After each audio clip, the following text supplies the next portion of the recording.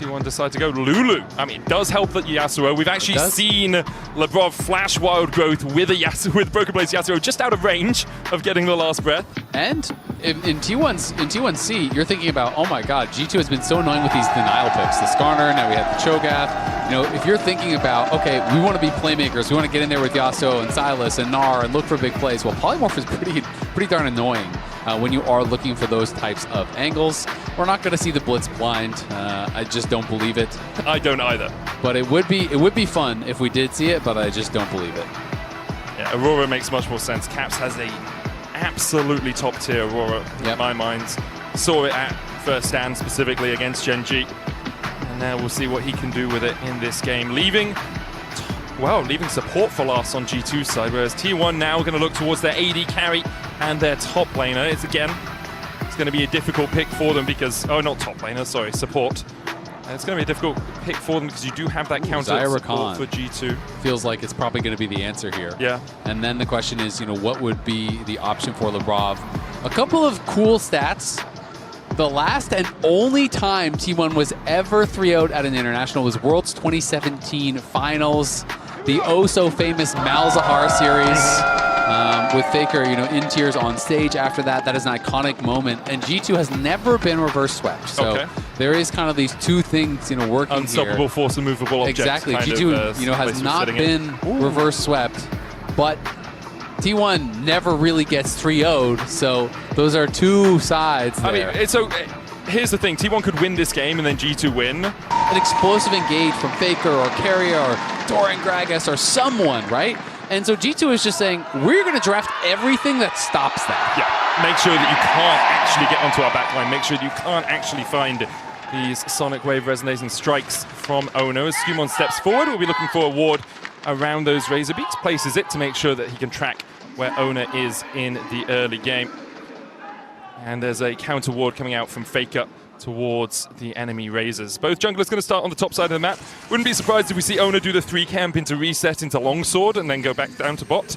We often see that on the Lee Sins as Labrov and Hansama try to step up.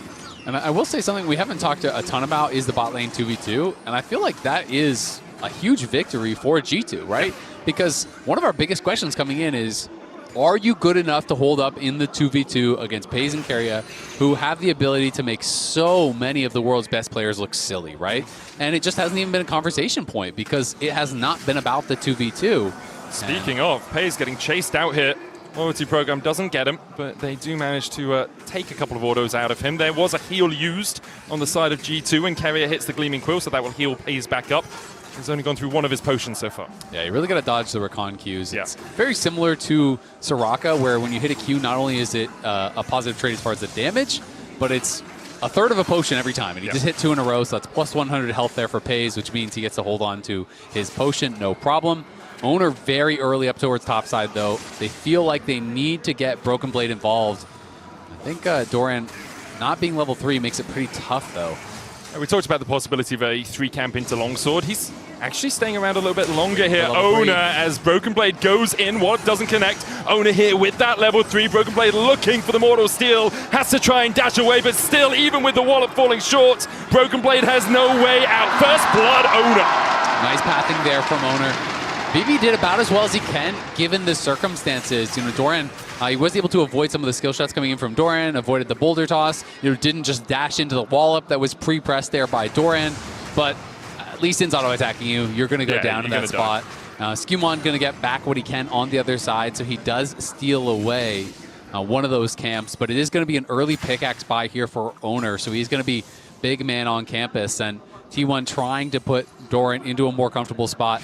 Faker versus Caps, though, one of the most iconic matchups in international history. These guys have battled so many times, and there are the accolades. Domestic title 17 for Caps, just absurd. As Doran did receive a gank and then received a trade that made him want another. Yes, he's like, oh, I've got my Cull. It's not going to be enough to survive through the Yasuo, who can continually jump onto you and then dash away. Windwall also doing really well into the boomerang because Labrov flashing away from Keria there was going to get caught up in that grand entrance. Well played by Keria. Blade Caller won't get the root. It is always a weird spot when you have 600 gold, which I'm assuming that's what he based with, because he goes Cull refillable, right? Oh, Paze. Skirmishing in with the Ishtal's impact. They'll catch Alpeo's handshake back as well, but Pays able to survive. Burns the barrier and the flash! But Hun Summer burns it down and flashes away from the Gleaming Quill. All summoners lost for T1's bots. That's a big-time gank there from Skirmishing, and great follow-up from Hans and Lebrov. Pays thought with the barrier he didn't have to early flash, and he was made to regret it big time as he allowed the Ishtal's impact to get him and gets punished there big time. And BrokenBlade doing a solid for Skirmishing here, chasing him out of his jungle. Faker. Caps won't be able to kill him, but because Faker can't move and because Doran doesn't want to move from top, as you say, BrokenBlade comes across and saves the Grump. I mean, that's the dream as a jungler. You get to make a gank on the other side. The payment is supposed to be your camps. Yeah. But your top laner says, no, you don't get that either. So let's watch this one more time. You know, Pays easily could have reacted to this with a flash, but his calculation is, I have barrier, we have heal, you can't kill me. So they use the heal early, but look at the redirection of the angle there, and it looked like the handshake connected as well, I do believe. You know, so was able to get that follow-up, and then Hans Q flash in, does take him down, and then the reactive flash, even though the bailout was quick, the bailout doesn't matter if you die because you're not going to kill Keria in that spot. And they are pumped up, to say the least, there on the G2 side. Yeah, leads across the bottom of the map. Caps as well with a 300 gold lead. Doran is ahead of BrokenBlade, and Oner does have an advantage over Skirmishing, getting towards that level 6 as well. Just short of 5 right now as BrokenBlade looks for a trade onto Doran once again. We haven't seen too many rush Drakes in this series, often actually seeing the grubs taken around the same time. That's a good I think, BB's going to hit 6 off the next minion, and Doran, expecting that, didn't want to get caught out. Well, Doran got his E interrupted, and he could go for Q flash. BrokenBlade flashes in. A last breath for Doran, begins to dash away, but he has no flash left. The Steel Tempest needs to connect, and BrokenBlade with a full blade is able to get a solo bolo. Top gap. Doran gets solo killed there. Big misplay as he tried to use the hop. Faker going in onto Caps. Caps will use his own Between Worlds to cause a Venn diagram of escaping to happen. So Doran tried to hop out and got interrupted by the Q. He didn't actually wait for it to come out, so he got interrupted there. Then he just kind of panicked, got nervous, had to flash early, and then no flash, no jump, and BB is massively ahead. 600 gold up after you got a 3-camp gank from your jungler. That is a disaster class from Doran, and G2 up 1k early. Faker here as well. Jumping in as they look for Lebrov, and Lebrov will fall. Skirmishing trying to contest with only his support. The Blade Caller there for the root. Skirmishing needs the Ishtal's impact to get away and will manage to survive. Caps was unable to move from mid, was actually recalling when that started because he was still low HP. They do get them off the dragon, though, so that is going to mean the early Ocean Dragon that is so effective, T1 not able to actually get. So G2 do go over there, cost them a death, but they stop the dragon. So not the worst, not the best. BB on these counter picks, showing up big once again here. You know, putting that pressure onto Doran, and Doran just not rising to the occasion thus far.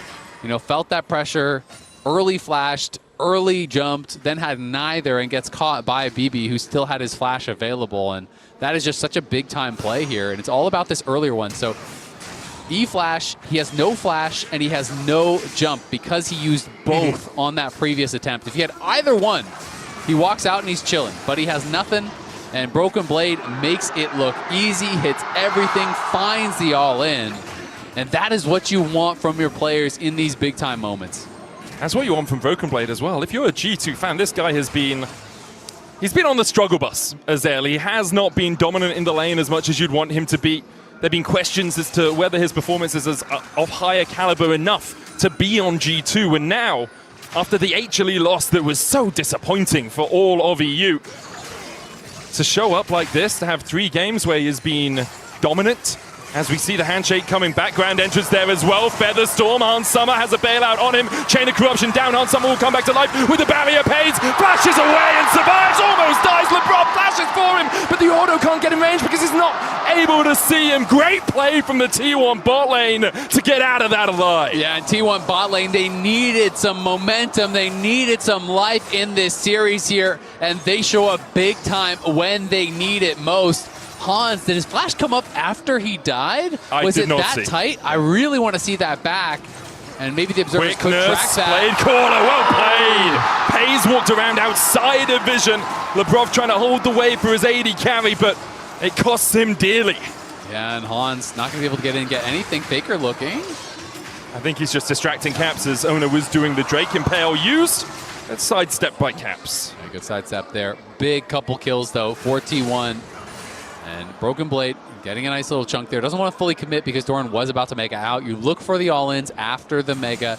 Here it is one more time. Pays and Hans, both level 6. Gets the pull through. Really nice start. And then in comes the handshake. They don't have it for the disengage. As soon as that is used onto Pays, Keria says, you can't stop me now. Goes in immediately. I love how Pays plays the wall there the whole time because it's all about getting the damage down and then flashing out before he can get the reset on the bailout. So he gets all of his damage down, hugs the wall the whole time so he can flash over.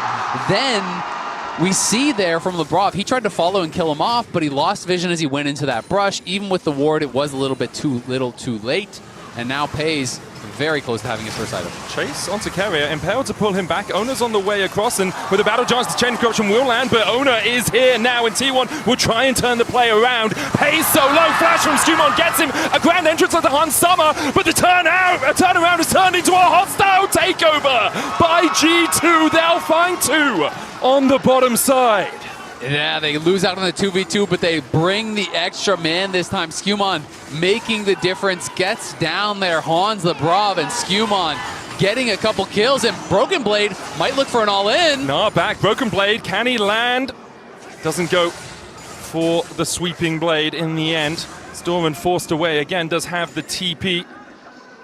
And the question now for G2 is, how do you accelerate this Yasuo? Like, he is winning in the 1v1, but do you want to get him out on the map? Do you want to play around that next Drake in 3 minutes time? They have got 3 grubs, so all the time that BB has alone in that top lane is advantageous to him. Yeah, it absolutely is. And I think it's going to be up to BB and when he thinks he can no longer punish. Keria tries to go clear for some vision. He had a ward over the wall, but not on that side. Skirmishing was not spotted, and this Chains of Corruption was huge. And look at the confidence from Hans Sama. He does not delay. Flashes in with the Q. Once again, they get that final auto as Skirmishing flashes to follow as well. If they slow play it, I thought there was an angle for Oner to turn this around on them, but instead they just go immediately, and now G2 overloading top side. 4 members top. Doran cannot play. Caught out by the Steel Tempest. Last breath coming out from BrokenBlade as well as he forces Doran away. 2 plates still remain, almost 1 on this top lane tower. 11 minutes in, G2 with 4 members strong. Oner going forward. Great handshake from Labrov. He'll tank the tower instead. Doran has the mega quickness from the side. Chain of Corruption coming out from Hans Summer, but he's caught with the wall of it. Shoves him back from Skirmishing into the double impale! G2 always have their teammates back. Faker forced down towards the bottom side. Skirmishing looking for the chase. Doran jumps the wall, but Caps is here, and he sends Doran into the afterlife. T1 try to defend, G2 turn it on its head. Skirmishing trying to burst him down. Can he finish off Faker? He has a Kingslayer. He gets a 1-for-1. Keria does not do the same. Caps secures that kill to round it out. The other story, though, is that Pays was pushing bot lane the whole time, getting solo gold on that plate. G2 do get the first tower, though. They finish it off critically. At the end of the day, they had 5 members top. T1 only had 4. G2 have a 2,000 gold lead here on match point. The pressure is on. Pays with those early kills isn't even up gold anymore. The weirding out only with an alternator there for Caps. Does have 4 stacks on the Dark Seal, but now for G2, the 0-3 loss against HLE, a distant memory. I think a lot of EU fans, myself included, were like, oh, it's going to be 0-3, 0-3, and now against the 3-time back-to-back world champions, T1 look battered and bruised. They are finding things, and last time we saw a big gold lead for G2, T1 were able to eke their way back into the game. But it can be a struggle. Keria on this Rakan has had a great game so far, and he'll continue to look for these picks. He really has, but I just feel like, again, I like G2's tools more, right? You know, when you think about how the fights are likely to go, you have Gnar going Mega, and when he is Mega, T1 are 4 melee champions against Labrov here, who is going to have the hostile takeover, against Skirmishing, who has the Impale, all this AoE CC, all the damage that can come in from Caps. And Pays, you're relying on him to get so much of the damage done, but Windwall makes that very, very difficult as well. So you are relying on one of these picture-perfect engages that we know that Oner and Doran and Keria and Faker are capable of delivering, but they haven't really been able to find them so far in this series. G2 has just had great answers throughout. Pace, the only player on T1 with a lead, does have the Essence Reaver complete to the static shiv for Hans Summer. Drake up in 3 seconds time. Caps caught out by the Wallop. Doran just looking to take him low. Caps doesn't have TP, Doran does. So if Caps wants to make it a 4v4 around this Drake, he needs to chase Doran out as they look for the engage on BrokenBlade. The quickness lands the charm, good wind wall, but BB can't survive through them. T1 find a great pick around the Drake, and because of that, G2 unlikely to take the fight. A handshake, okay, good deal. You can have that one, you took our top laner. Yeah, they're going to look to try to get a couple plates here. Skewmon and Lebrov not looking for a fight, just looking to keep them away from these minions here mid, as Paze and Keria try to make their way back over to defend this tower. And that was a bit of a risky position that BrokenBlade was in. He did have the flash, he had the wind wall, so he felt he was going to be in a decent spot to find that angle, come in behind them, punish T1 as they went for that dragon. But there's a lot of mobility on this T1 roster. The ability to chase down with the quickness, with all of the dashes on Faker and Oner are showing, why you have to still pay that respect. Caps gets his recall off just before Doran checks the bush. BrokenBlade trying to defend this tier 1 on the bottom side, but we talk about the dashes, and BrokenBlade might need to find a way out of this one. Last breath used by Faker, the sweeping blade from BrokenBlade. He doesn't have the shield, and Paze will take his life. They do the Yasuo combo to the Yasuo. They got the Lee Sin to set it up for that stolen last breath. Caps, Lebrov, and Skewmon all coming in, but Faker is still behind them. They don't know! They flash in, they look for the engage. The hostile takeover lands, but only onto Faker and Oner. Paze not auto-attacking his teammates. In the end, T1 able to defend for now. Paze with a good blade caller. A TP behind. Skewmon now on the back foot. Ishtar's impact interrupted. The weirding from Caps doesn't find its mark, and Doran's here to join the party. Skewmon with the impale only lands it onto one, and Faker very happily will be pulled into his grasp. T1 with great reactions on the bot lane fight. It's been about Paze and Keria for so much of this year for T1, and when they need them most, they are stepping up. Absolutely. Oner and Faker being active, but Paze now on 2 items, 700 gold lead here, and BrokenBlade got caught one time, one mistake on the flank, lost his flash, lost his life, and that prompted T1 to go right back at him, because without that flash, it is so difficult to escape from those situations. And now Doran going to be able to get back in this off that tower. He's up 300 gold, Paze with a nice lead in this game, going back ever so slightly in T1's favor. They have the dragons, they have a tiny gold lead, and we'll see what they can do with it. I mean, the 2k deficit that T1 were in has disapparated. It's gone. Now T1 with the advantage, with the 2 Drakes held, started by BrokenBlade, but not really a true contest out of G2. Caps trying to farm up in the side lane. One of the small gold leads that G2 have is on his shoulders, but it's only 160. As T1 have fought back valiantly in this game. G2 trying to contest around the Herald. Faker goes in the impale, just short of the stinger there. Yeah, not quite gonna clip him. And yeah, Caps isn't up a ton of gold, but he is very strong, and he is going for a really high damage build here. He's going Sork Boots, and we're assuming that could be even a Shadow Flame second. He's looking for burst, and there are some squishy members over on the T1 side. If he can catch Paze, Paze is that strong member. Yes, you have the Xyle. Yes, you have tools. But sometimes Aurora just needs one combo and you are gone, or at least you're put so low that you're out of the fight. We can see G2 just trying to force this. T1 looking for the contest. Faker hasn't hijacked an ultimate as of yet. Sonic Wave hits onto Skewmon. Smite comes out. G2 get the Herald. T1 unable to find purchase in a way they wanted to start that fight off, and G2 don't really need to force it. Yeah, T1 were trying to delay because the hijack is just back up right now. So I think they were hoping, okay, we used the impale early. Maybe we can get them nervous about the fight, pull them back, steal and all, then use that as a tool. Because as much as I have talked about hostile takeover, a stolen hostile takeover is also very, very dangerous. Yes, you have wind wall. Yes, you have tools to maybe answer that. But they have to be there. They have to be available. So T1 was trying to keep them around. That is a lot of crystals on that turret. So Paze going to grab some more gold for himself as he just keeps on farming, hoovering up all this gold around the map. And he has just been a monster in the team fights. Skew looking for Faker. Has the flash, has the rocket belt. Ishtar's impact comes in. Faker dashes away, uses the flash, uses the rocket belt, but BrokenBlade's there for the chase. And with the impale, there's no escape for Faker. BB with his 3rd of the game. Nicely done there by BrokenBlade. Skewmon and BrokenBlade get up towards topside, kill off Faker, get his flash. Don't have any flashes of their own to spend, and they don't even need them. little surprised that Faker actually even went for the flash from that position, given that when you looked at the map, no one was right there. Often when you see Faker spending the summoners in those spots, it is to buy time for someone who's sprinting up the river. They didn't have that in position. And we can check in on the Coinbase gold grind. This is the big advantage right now for T1. It is gold on Pays, on the Xayah, a champion that can be so dangerous in the team fight. But again, G2 with a lot of tools to answer. The wind wall, the potential dive, the flank from the Aurora, the hostile takeover he has to be careful of. There's a lot of things that Pays needs to play around. You only have one Featherstorm, and that one has to be used perfectly. The rest of it on that Mikhails that Keria has picked up, the quickness to distract the enemy team as well, the Gnar as well.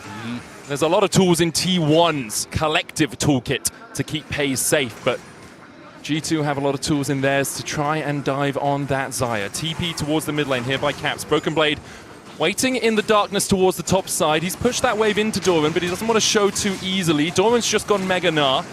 The Drake down to 5,000. It's T1 who are sitting on it right now. BrokenBlade trying to chase Doran through that topside jungle. Caps goes in across the Veil. Keria just short of getting clipped by that handshake. Double TPs come out as Doran is matched by BrokenBlade. Infernals, Drake secured for G2. Ishtar's Impact coming for the follow-up. There's the Featherstorm. Pays charged into by the Rift Tower, but a great charm on the backline. Keria finds all four of them. Pays takes out Skewmon.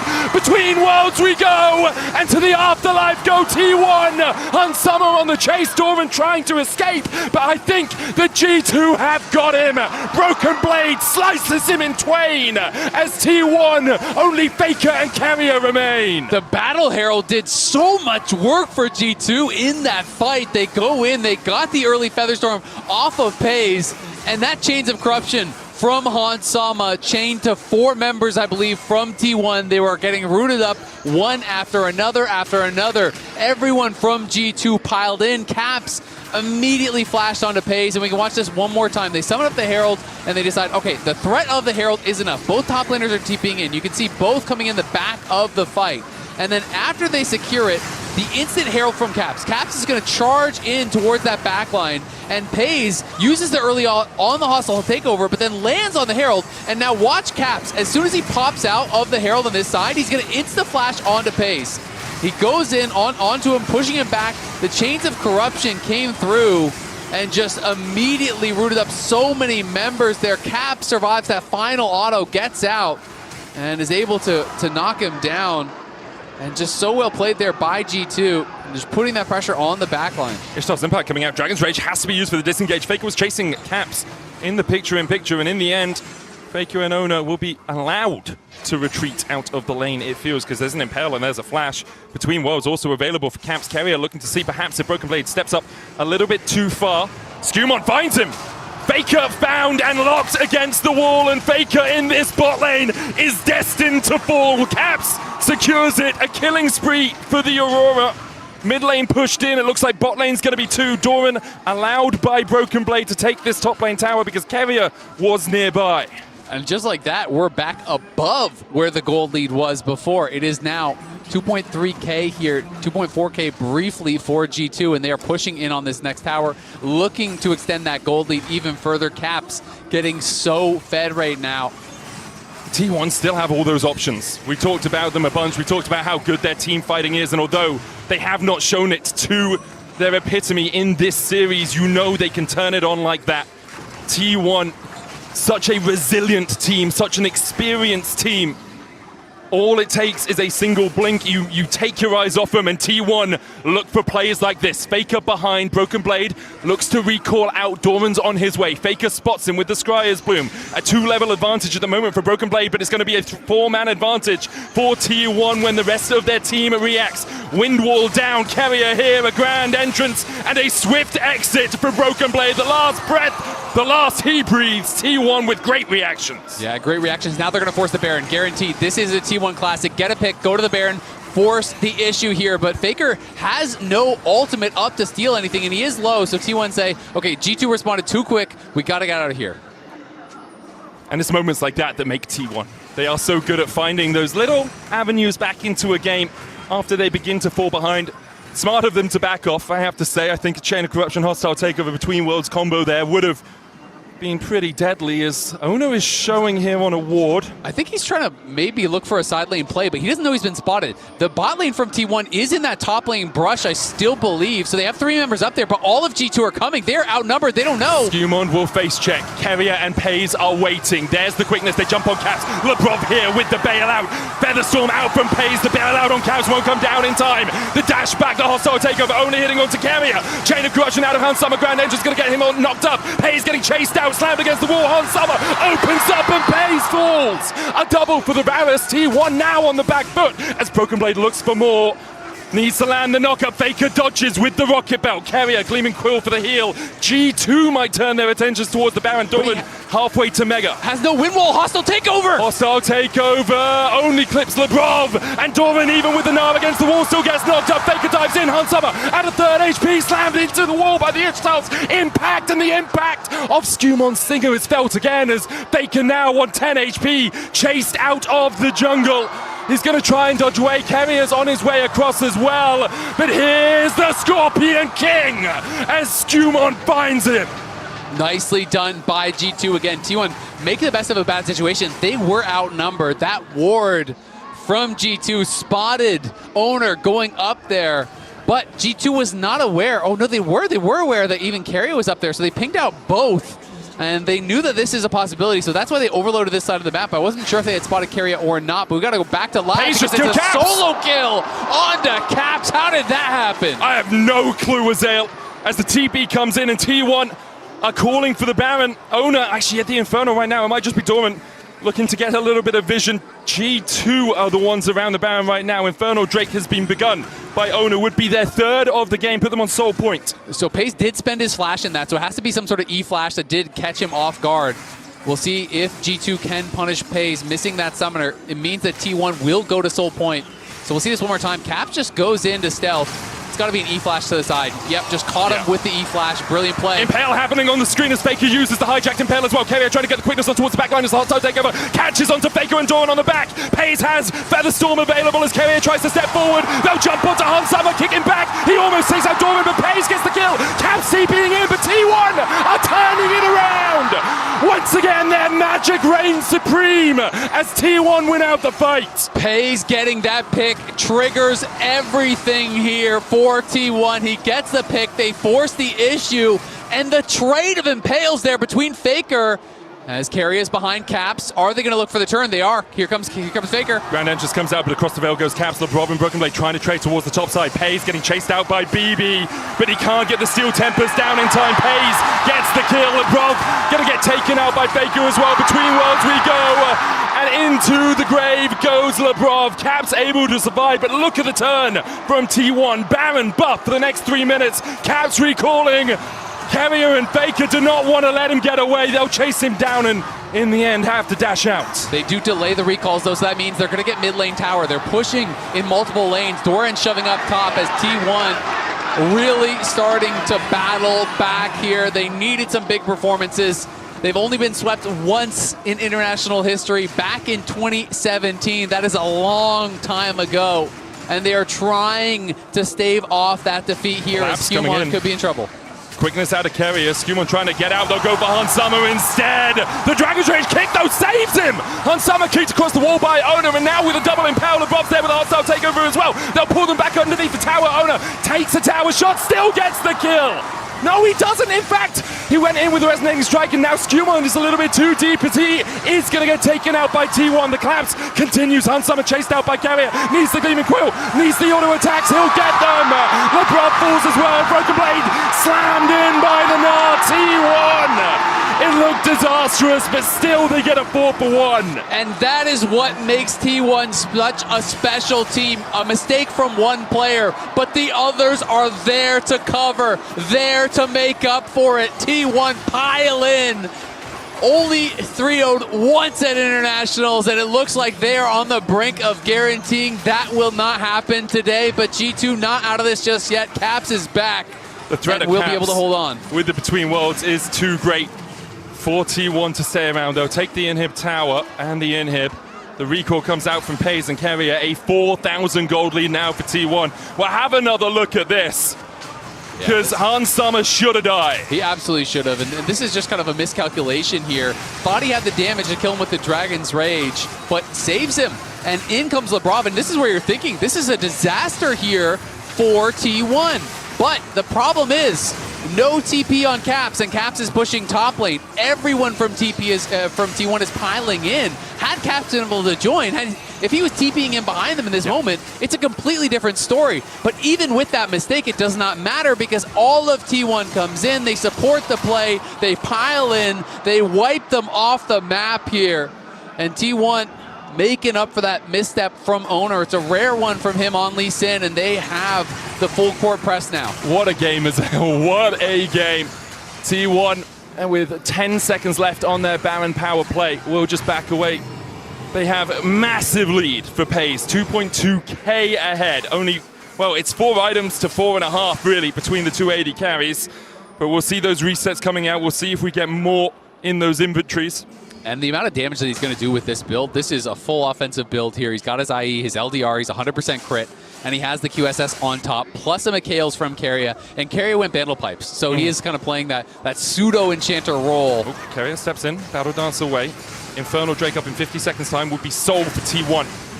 Skirmon with the smite, Impale used by Faker, he pulls back the Skarner, and Paze begins to open up, and Paze just rips through Skirmon, the hot soul takeover torch to the side as well. Lebrov can't escape, T1 as a 5-man squad, just chase them down, between worlds we go, the quickness on the back line as Oner with the kick this time, delivers Hans Sommer into the waiting arms of his team. No sweep today, no 3-0, T1 with the resilience, with the experience, will not be denied a series. T1 battling back here, showing some life in Game 3. And Faker smiling as they march on the Nexus. This one was a huge one, and we have got ourselves